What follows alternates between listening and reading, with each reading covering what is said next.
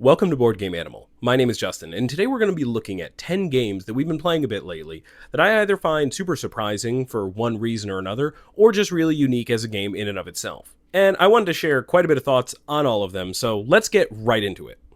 Merchants of Andromeda from Allplay is a reimagination of Reiner Knizia's Merchants of Amsterdam, with extensive, rich development from Robert Hovakimian. And it really is an interesting experience. You're playing in multiple mini-games of area control with unique methods of scoring, and on each turn you will perform a Dutch auction with the Allplay app. I think there's a lot of character and personality in the design that is exemplified in the visuals. Like, look at this guy. Allplay, seriously, I need a plush of this guy, like yesterday. However, let's talk about the visuals for a moment. Even though they have a lot of character, they are overall a bit overstimulating. I think certain minigame boards or the event track can come across visually noisy. And on top of the noise, additionally the game does require quite a bit of upkeep and admin with so many little bits and tracks with a lot of small pieces. And sometimes all the fiddliness can detract from the experience. See, the artwork itself is fantastic, but unfortunately the implementation of it alongside the gameplay, there seems to be a disconnect, and it's just a bit much. I find the Dutch auction element to be really fascinating, very entertaining, and implemented really, really well with the app, and I think a couple of the mini-games that are a part of it are especially engaging as well. Additionally, the add-ons in the Bureaucrats expansion add some really interesting touches to the game, ones that I almost wish you could incorporate more of per play. At the end of the day, really, it stands out as quite unique and different in the Knizia game space and Allplay catalog. Ultimately, though, it was really tough for me to rate this one. I really wanted to like this game because there are so many facets of the game that I really enjoy, but for me, when it all comes together, it just comes up short. And for me, my recommendation is almost completely group dependent. I'm personally coming down on this one at a 5. Because I think with the wrong group, it can be a lot to parse. A bit AP-inducing, an odd flow of downtime, and visually distracting, and feeling those moments in the games of it I've played have made the game feel like a chore for me. See, it is extremely unique in and of itself as a game. My reaction to all of these elements came as a surprise to me because all of these disparate parts I enjoy in general. I really enjoy Reiner Knizia's games, and I really enjoy Robert Hovakimian's games. But where my recommendation comes in is this is the kind of game that will do well if you play repeatedly with the same group and you get into a groove with it. I think the fact that all of the incredibly intricate parts of the game meshing together is just an impressive feat in general. But I have to come down on my score for this the way I am because of all the aforementioned reasons that there's just a lot going on. Visually, the game is completely overwhelming, and even throughout play, it doesn't make it necessarily easier. There will be a lot of double-checking things.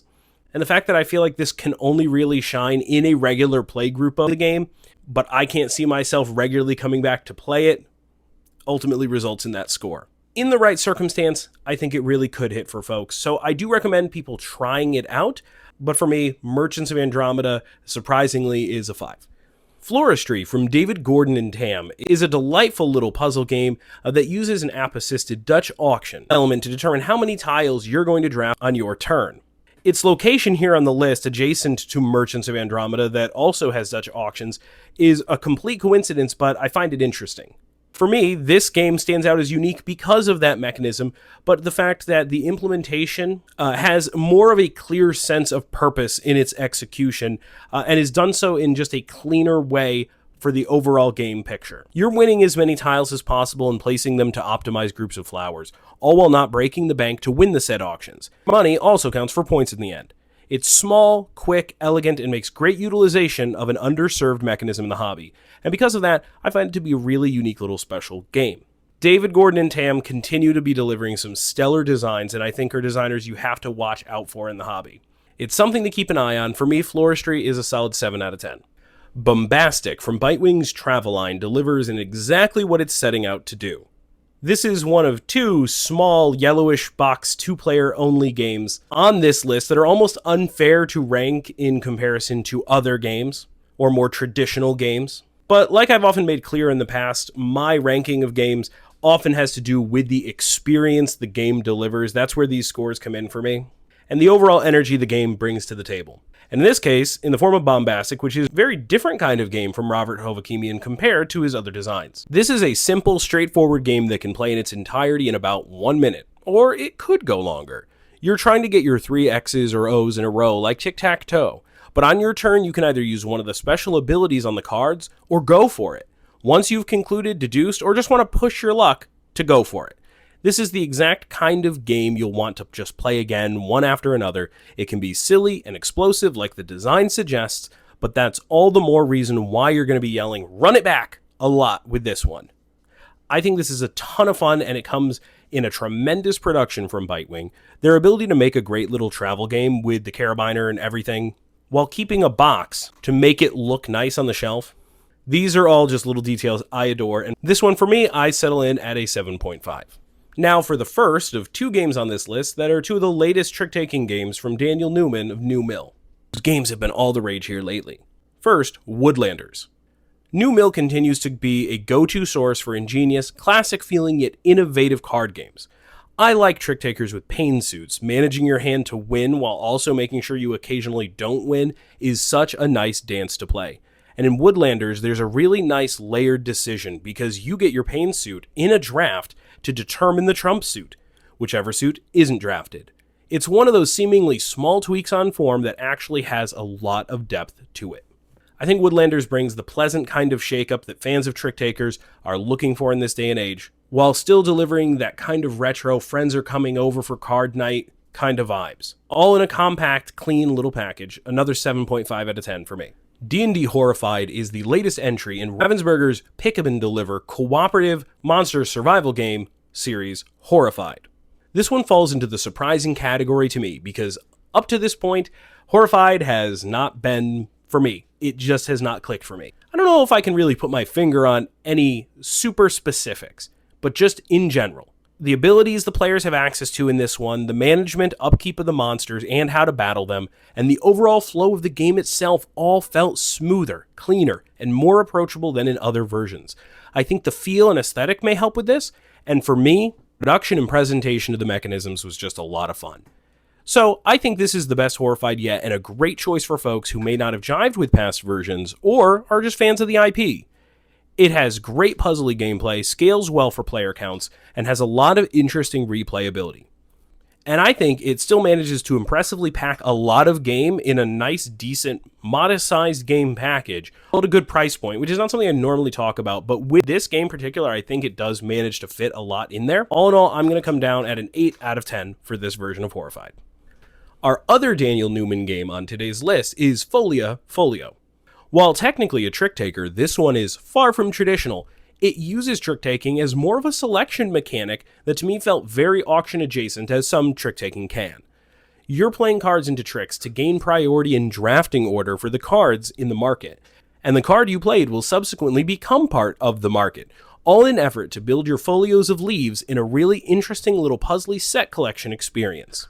It's unusual, and probably not what people are expecting when they first look at it. It is super quick to play and leave you wanting to run it back. I've said this before, but I really appreciate trick takers and other small card games that don't have a set number of rounds, but instead you play one round, that's the whole game.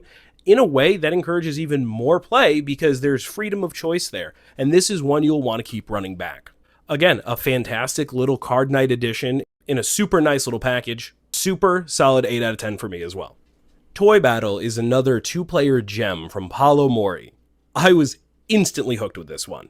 You're growing lanes out from your base in an effort to either capture your enemy's base or collect the most victory points by surrounding areas. This game does a bit of the inverse of what I've often praised restoration games for. They take that classic toy box feel of our childhood and gamify it. But here, it feels like Paolo Mori has taken his games and toy boxified it, if we want to coin a phrase.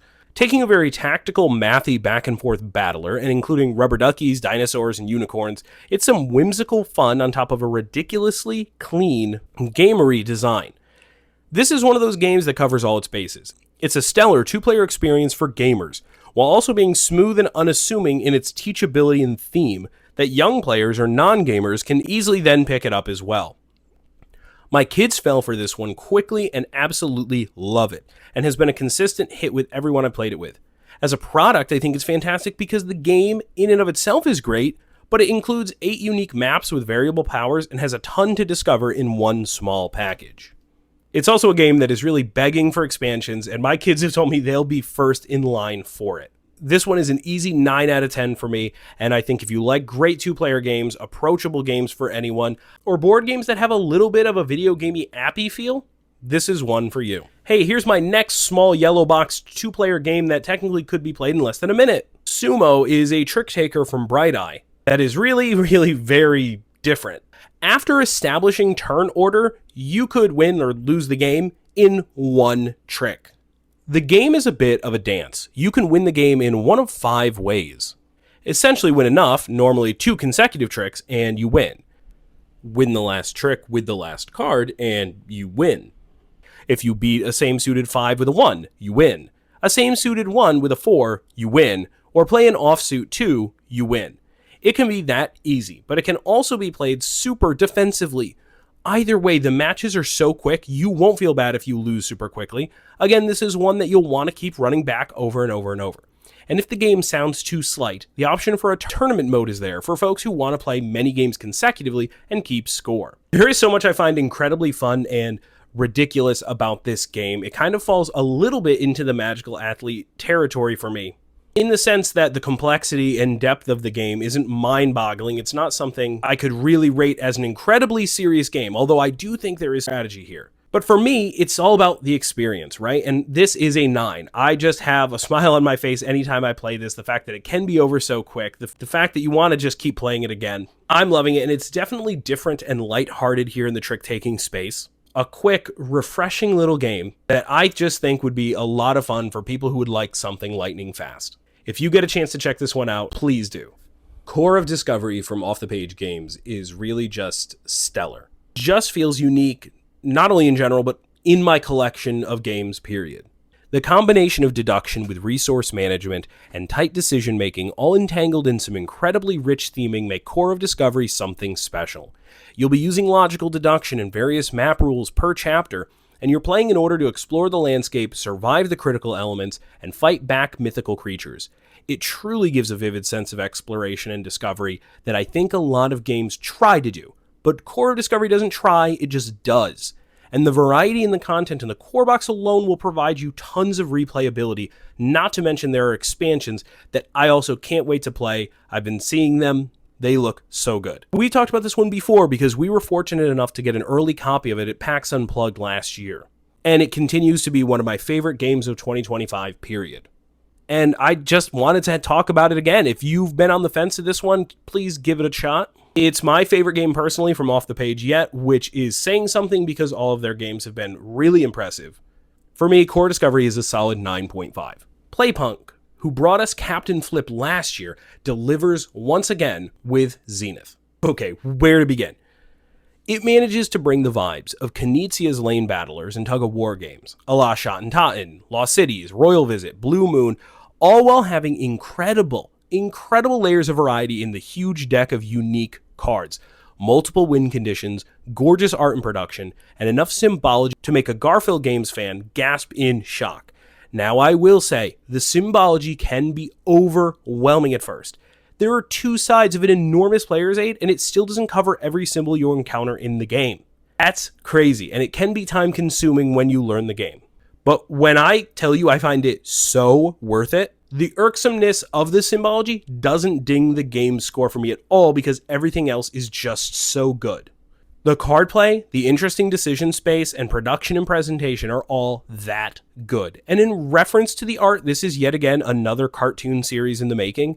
The unique art on every card, the personality and energy in the colorful cast of characters, amazing. Do I have to do another voices video? I just might. Overall, this is just a near perfect package for me. In a small box, there is so much game here. I'm blown away by it. Coming off on a strong 9.5 as well, with room to grow. I am just blown away by this one, and I cannot wait for that expansion pack to come along. This is one of the biggest hits of the year for me. And that's that. 10 really unique games, or games that surprised me in one way or another. And I think you should check out or try out to see if it may work for you. I want to give a huge thanks to Allplay, New Mill, Ravensburger, Bright Eye, Bitewing for the review copies of some of the games that you saw in this list today. As always, the support is incredibly appreciated, and links to the game are going to be down below. I hope some of the info here was helpful for you today, and if you have any questions or comments, whether you've played the games or just have some inquiries about them, please leave them down in the comments below. I'd be happy to chat about them. Thank you so much for watching, liking, and subscribing, and don't forget to always play board games like an animal.